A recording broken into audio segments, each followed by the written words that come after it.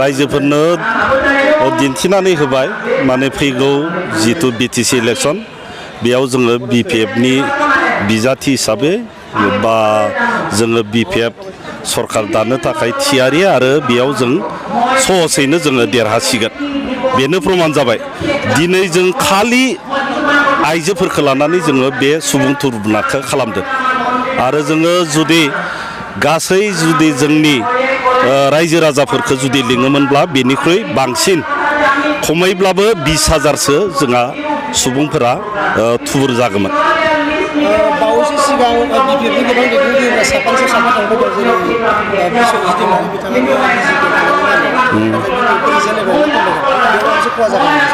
खहा जाया बिथांमोना जिहेथु रायजोआसो देरहा होदों जोंनि बिपिएफनिफ्रायसो देरहादों जोंनि बिपिएफ रायजो राजाफोराथ' माने बिजेपिआव थाङाखै बिथांमोना दासिम थाङाखै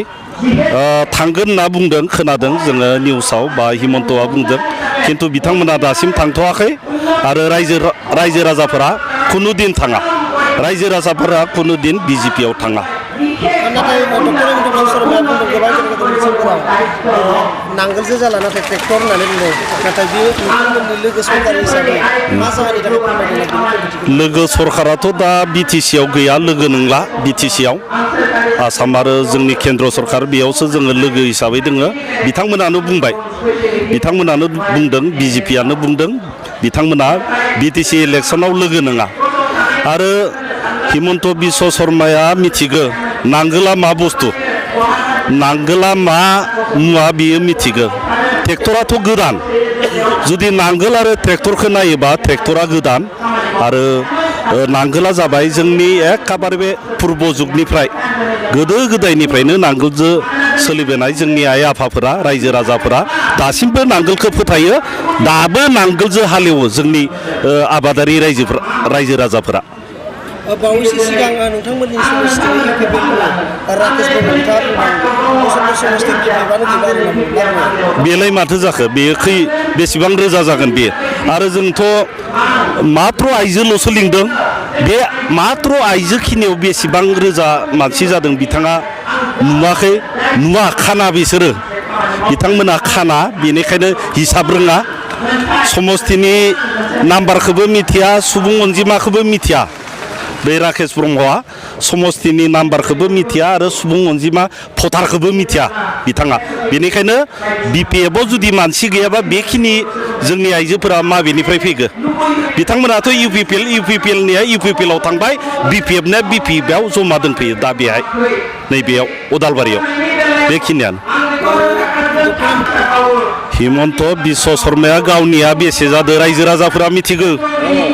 कंग्रेसनि दिनाव माबायदि कारापसन जानायनि थाखाय बिभिन्न केस सारदा लुइट बाजार जोङो पेपार मिडियायाव मोनबाय थादों आरो नैबे एबारबा मा जायो एबार बिजेपिआव फैनानै बिथाङा मा जायो रायजो राजाफोरा हमगोन रायजो राजाफोरा हिसाब नागिरगोन जानो हागौ बिथाङा कंग्रेसनिफ्राय बिजेपिआव ओरैनो फैयाखै माबा मोनसे दोङो नङाबा दल सोलायनाया एफा बोसोर कंग्रेस खालामबाय बिजेपि खालामनाया एफा सहस नङा माबा मोनसे दोङो सिङाव बेनि थाखायनो बिथाङा बिजेपि खालामदों। जोङो आवगाय एसे तेइसथा मोनगोन होननानै सानदोंमोन आङो खिन्थु दा मोजांसिन जाबाय दा जोङो खमैबाबो 25निफ्राय 30थानि गेजेराव मोनगोन 25निफ्राय 30नि गेजेराव जोङो मोनगोन प्रथमाव आङो 23ल' मोनदोंमोन आंनि हिसाबाव खिन्थु दा नुबाय 25निफ्राय 30नि गेजेराव सहसैनो मोनगोन आरो लाइमोना बेनो जोंनिया लाइमोना साख्रिल' नङा बिभिन्न टेकनिकेल लाइनाव थांनांगोन आरो जोङो बैसो गोनांखौल' खेथि मावनो होबाय थाबाबो जानाय नङा जोंनि लाइमोन सेंग्राफोराबो आबादाव गोसो होनांगोन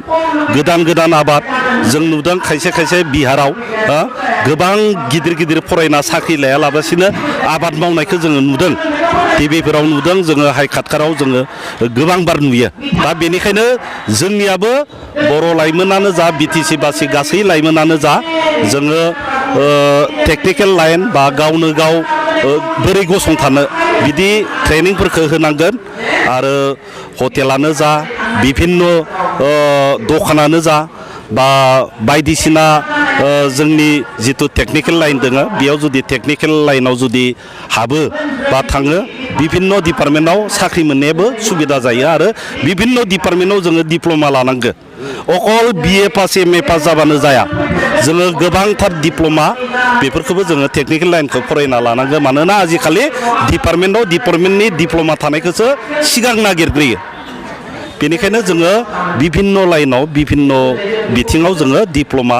बा टेकनिकेल लाइनफोरखौ जोङो फरायना लानांगौ BA पास MA पासनि अनगायैबो जोङो खमैबाबो 30नि बांसिन मोनसिगोन जोङो एबार मानोना UPPL नि मानसिया खमायनानै जोंनो खोथा होदों बहुदआनो माने देरहाखाला होननानै बुंबाय दोङो UPPL नि